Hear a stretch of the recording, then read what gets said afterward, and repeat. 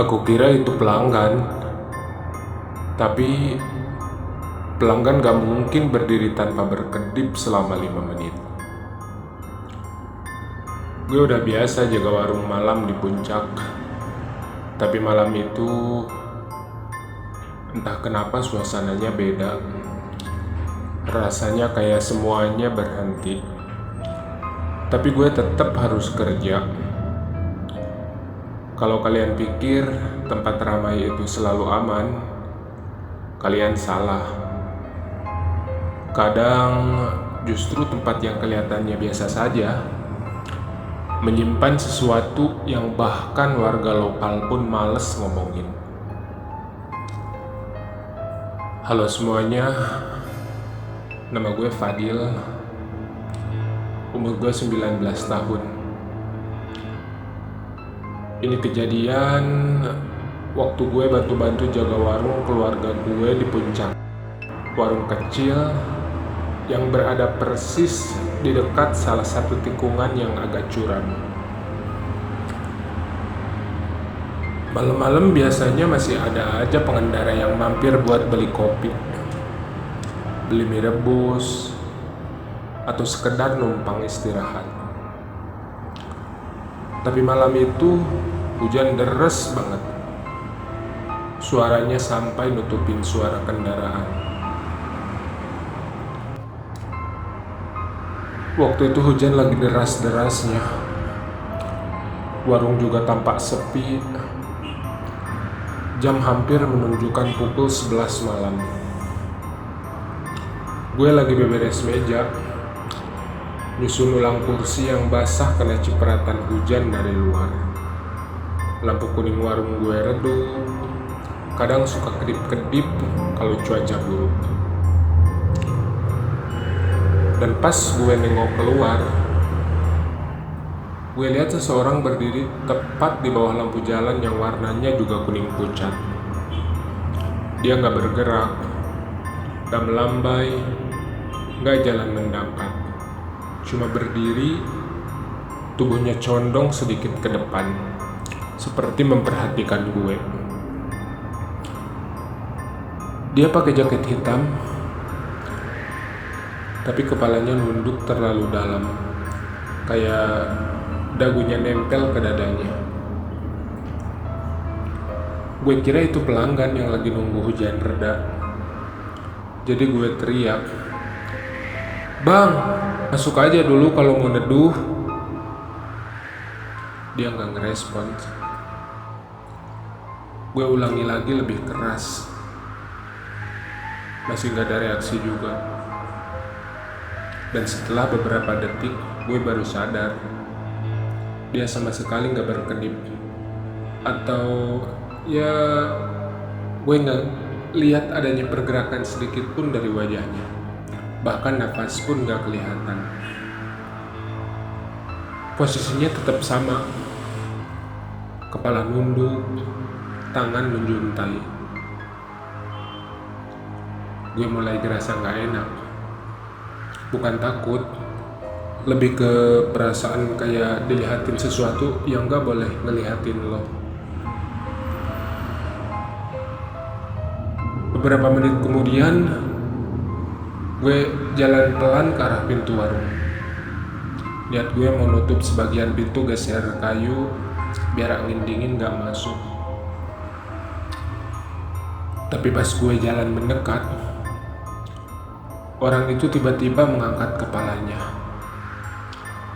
Perlahan, kaku, kayak bukan gerakan manusia normal. Dan gue langsung mundur satu langkah. Pas gue lihat, mukanya pucat banget, matanya besar, tapi tidak memfokuskan diri ke gue. Kayak matanya melihat jauh melewati gue, ke sesuatu yang gak ada. Dia akhirnya jalan pelan, tapi langkahnya seperti menyeret kaki yang satunya. Dia menuju warung. Gue refleks mundur dan siap manggil bokap gue yang tidur di belakang. Tapi gue coba tahan, Karena gue masih mikir, mungkin dia cuma kedinginan atau mungkin dia butuh bantuan. Tapi begitu dia sampai di depan pintu, dia berhenti persis di ambang masuk. Gak nginjek lantai warung, gak ngomong apa-apa juga. Di situ gue baru sadar, jaketnya basah kuyup, tapi lantai tempat dia berdiri gak ada tetesan air sama sekali. 1 detik kemudian, gue lihat hal yang bikin gue bener-bener gemeter. Ternyata ada 2 bayangan lain berdiri di belakang dia. Bukan manusia, jelas bukan bayangan manusia. Soalnya bayangannya terlalu tinggi untuk ukuran manusia. Dan bentuknya gak proporsional, lebih kayak sosok yang punya tangan panjang dan bahu sempit. Tapi pas ketika gue lihat dia di luar, gak ada siapapun selain dia. Bayangannya gak cocok sama wujud fisiknya. Gue langsung merinding parah. Dia masih berdiri di ambang pintu sambil menatap ke belakang gue, menatap ke dalam warung. "Bang, ada apa?" Gue coba tanya.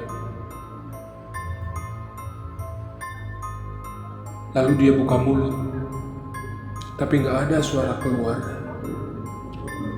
Tiba-tiba angin dingin masuk kuat, padahal pintu cuma terbuka sedikit, dan lampu langsung kedap-kedip.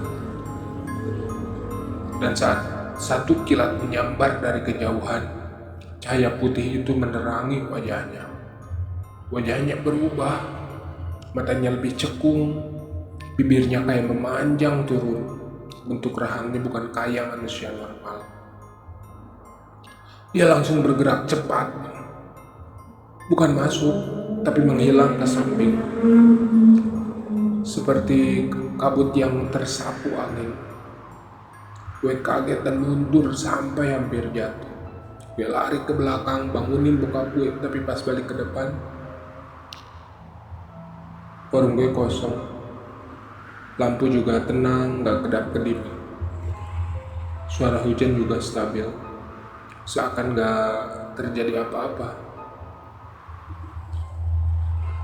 Tapi di kaca depan warung ada bekas tangan panjang, seperti bekas kondensasi air, tapi membentuk 5 jari yang ukurannya gak manusiawi. Dan sampai sekarang, setiap hujan deras turun di puncak, kadang gue masih lihat ada bayangan berdiri di bawah lampu kuning yang sama.